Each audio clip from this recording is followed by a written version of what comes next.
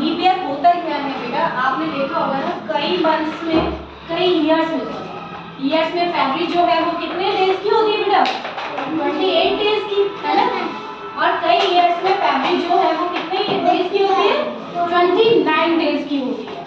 अभी कौन सा ईयर है, 2026, है ना, 2026। अब 2026 में जो भी ईयर है ना आपका, उसमें 4 का आप डिवाइड करके देखिए।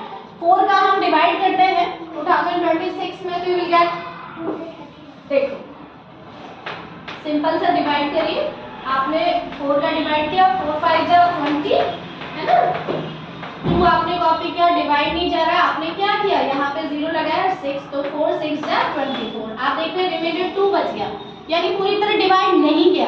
यानी फरवरी जो है 2026 या दिस ईयर जो फरवरी में डेज है वो कितने होंगे बेटा, 28 होंगे, लीप ईयर नहीं है।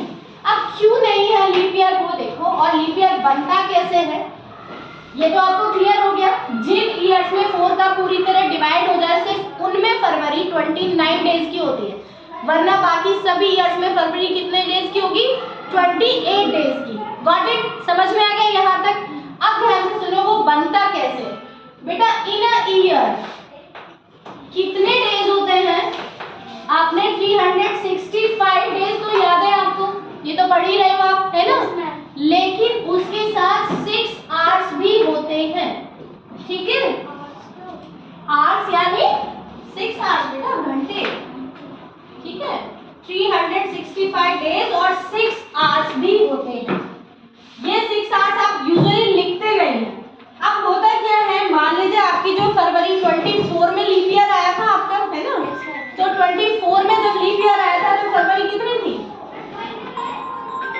कितने ईयर्स की थी तब फरवरी आपकी, सॉरी कितने डेज की थी, 29 डेज की थी, है ना।